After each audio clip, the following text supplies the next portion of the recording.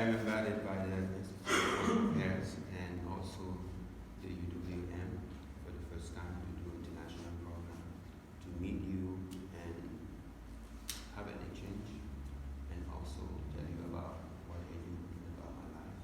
So my name is Issa. I'm from Cameroon. I was born in the city of Douala, in the coast, but at the age of 7, I grew up in the tribe. And I think the first year of my life started with learning. I wanted to draw somebody on the wall of my house as a child, and then my dad said, you can't do that. So I only relied on my mother to learn life. And today, so I travel the world to teach people how to be just themselves, because each of us are like a dust of atoms, and then we need to seek our inner beauty so we can shine the world. And I don't want to tell you all about my biography now, but I live in Santa Fe, New Mexico for 10 years now. And before that, I lived in France for another 10 years. So I started going into school to teach my vision to whoever needs it, because someday somebody just give me that opportunity. And so I also taught the diploma at the United Nations to understand what's the importance of art. So that was in 2015, after the mass shooting in the newspaper in Paris, Charlie Hebdo, you guys remember? Mm-hmm. So I was one of the 4 artists who went to the United Nations to teach diploma what's the importance of art. Because some people walk in a gallery and then see a painting and just go like, oh, my 7-year-old child can do that. Mm-hmm. No.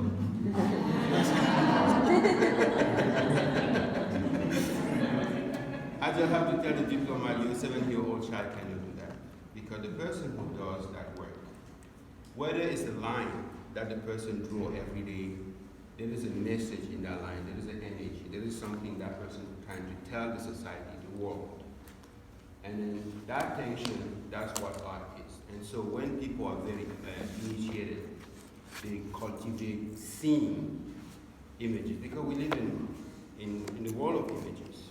You know, and for me, entering the classroom, whether the children are 5, 7, or 3, I become that little child so I can connect with them before I understand how I can shift the brain to see everything, to sense everything in life. And then I've done that 2 days ago at high school here. It was so successful because I actually don't go to places and feel like I don't belong. You know, I have to be a member of a community, whether I'm in Germany or at the United Nations or in France or in China. I'm just part of a society because I'm bringing something. Mm-hmm. It's my accent, it's the way I walk, the way I dress, the way I talk. I can also teach cuisine because as an African child, a man doesn't go into a kitchen. So my mother taught me how to cook hiding. So whether they want to experience African food, I go in and I do that. And also, our memory is 95% visual. When we dream, we don't dream about flavors. We don't dream about sound. We dream about what? Picture. We dream about pictures. So our memory is 99% visual. And the only thing that many people don't do, like other people, is just being conscious that we adapt. You know, taking care of breathing, how we dress, how the smell of the wind is today, the color of people, their dresses, how they talk. We have to open our sense and feel that.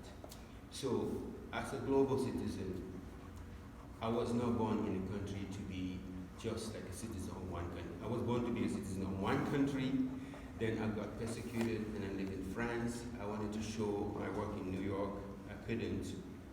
Then I said, okay, you can flip the vest. We have an expression in France say, Artoonist sa veste. So you can remove your jacket and wear it inside out. So instead of belonging to one country, I just say I can own the globe. So that's what I do. I go to China. I'm a performer. I don't stop myself for any expression. I'm a cartoonist. I study hair. I study body painting that I'm doing now. 2 days ago, everybody was painted in school. So I studied jam art. You know, so put it in color and then play some music or clap hands and then they paint on music just to play. So I want to show you just the beginning of my TED Talk, and then we can go over how I interact with students in class, how I teach cartoon, the basic expression, meaning using images and text to tell a story in 3 boxes. My mother, Ajimi, always said, life is like a spiritual book you are writing. If you're writing like a victim, that's what you will be. But if you're writing like a resilient person, you become someone inspiring, like a leader. You know how children are. These words didn't make sense to me growing up. But today they have become part of who I am as an artist, a performer, a political cartoonist, and a global community organizer. To understand, I want to take you back to where I came from. I grew up in a religious polygamous family. 1 father, 4 mothers. I was among 20 children in rural Cameroon. Yes, in rural Cameroon, parents are very busy all night. So maybe we can pause because at the age of 6, I took a charcoal to draw a person on the wall of my. So I just wanted to introduce you to the TED Talk that I did in New Mexico some 2 years ago. So I don't take too much time. You can finish watching the rest online. So I just want to stimulate you how I interact and how coming to the US has been like my free speech, because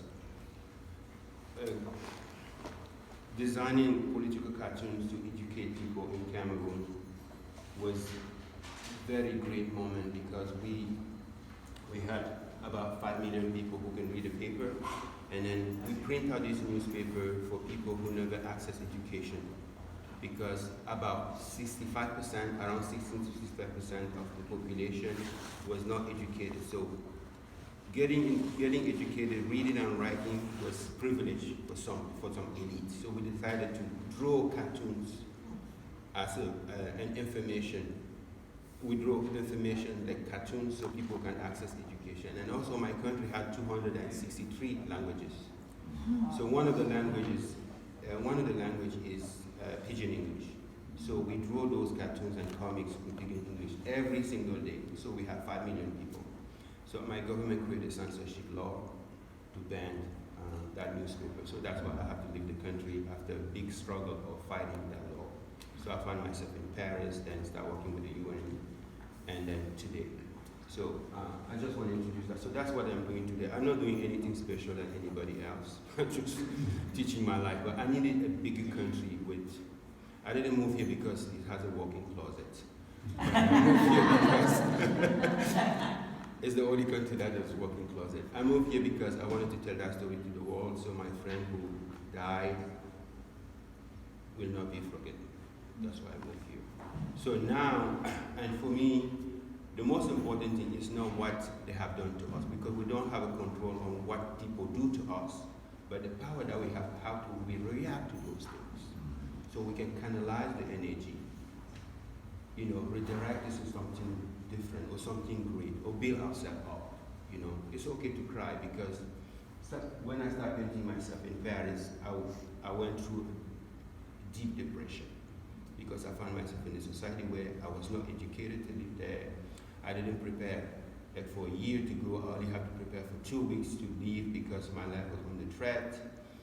And it was very difficult to live in Europe. And also I was not adapting to the weather, because it was so cold.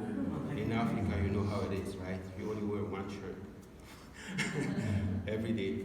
So then I had to find ways to build resilience. So I started building my body, so I can get myself together, because the normal therapy as we know it wasn't working very well. So I relied on art to be who I am today, and then that's what I teach to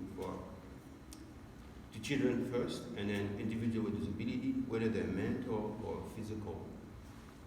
I need just to teach them this form of creating or being, because one thing I remember from my mother, who is also my best teacher, is that when you love something, don't only do that thing, become the thing.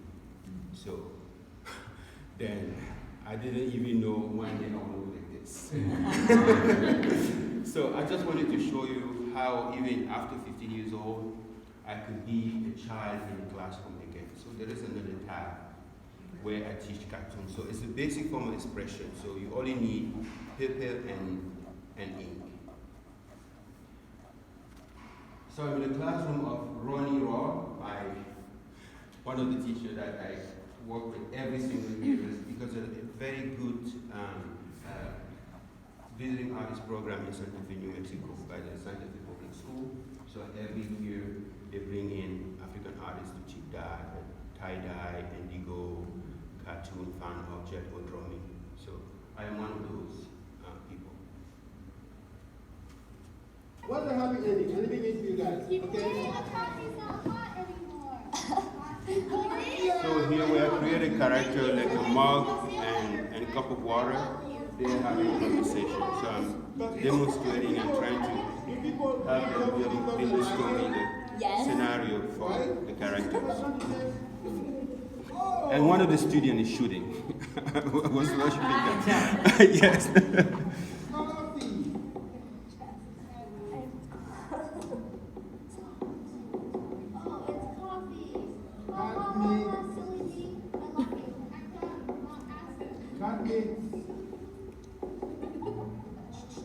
Millions of people happy. Yay! Yay!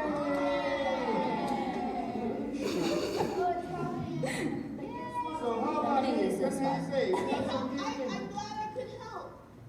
Yeah, that's interesting.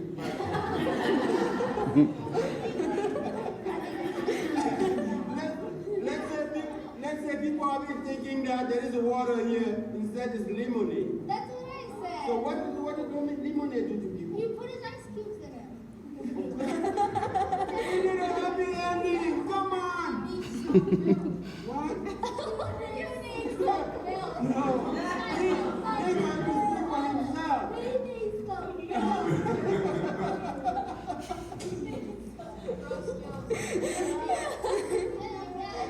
No, I am a lemonade. I am so delicious. I'm giving up already. Yes. No more salad. No, because we don't have enough space, so I am a full drink too. I love you,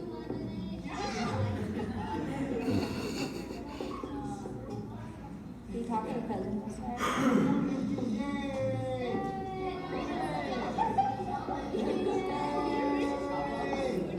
Dan, you sign your name. Okay? Yay. So, can you guys create me a story based on anything that you have around you? You can turn into a character. You have a conversation in 3 boxes. Okay? That's what I want from you. Then after that, I'm leaving you alone today, so I'll come back tomorrow. Okay, so that's kind of the idea. But I teach art from sand painting to body painting to cartooning, comic art, dressing, or jump art. So there's many expressions out there. We also build African village with recycles, 75% recycles. So that's like a massive class of 60 to hundreds classes, so we can break them down. I've done that at Chicory Hill in Chatham Country in North Carolina. So that was my first project. I will leave France to come and build that here in the Folk Art Music Festival in North Carolina. So that's what I do. So I don't know if you guys have a question for me. Anything you want to know? I don't know how much time we have. How did you end up in France? Why France? Why France? Yeah. Because that's how I had a lot of friends and organizations that can, when I was in Korea, that's why I got more support from new media organizations to write petitions so I can be free of Cameroon. You still have family in Cameroon? Yes. Yes. Was there folk art? I know you said that it wasn't as, that your mother encouraged you. I don't know. Was there folk art that or art in Cameroon that inspired you, or that you still kind of recall and remember that you carry with you? Is that sort of where the painting comes from, or is it all just a mixture of different pieces? That's an interesting question. So in my tribe, we paint ourselves, but I think I was inspired by that. So when I decided to paint my body, I just have a specific design that I do based on my own resilient story. Mm-hmm. You know, it would just. But if you have to study my culture, it would take another whole life. You know, take generations to study that. And comparing that also to the West, because I'm no longer African 100%. You know, so I have other mixed. And so I was in the Congo 2 weeks ago, and I was teaching performance. And so I have to confront it with Western way of performing, because there's a stage like you guys sitting, I'm here, I perform for you.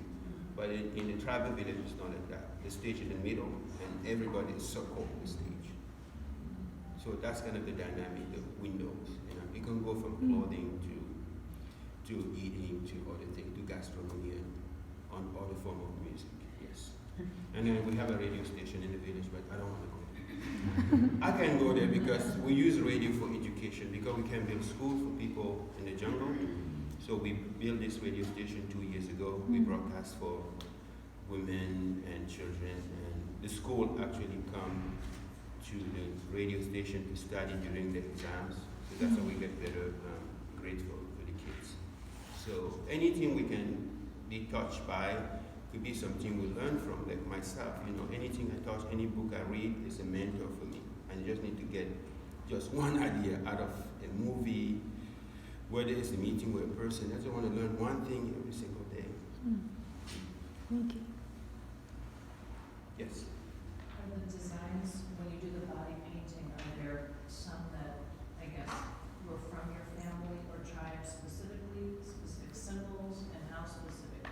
Only one family or shared, and then have you adapted these as you perform, or do you still carry some of those symbols? That's a very good question. So the design of the body itself is an art therapy to get myself back, because it's the only thing that I do that I don't feel that time is going by. And making art in prison really helped me in listening to music. So the design is, on one hand, there's the dots. So you saw the dots. So those dots represent element of life. So each dot is one person or a living companion, like a dog, a cat. You know, so that's one life.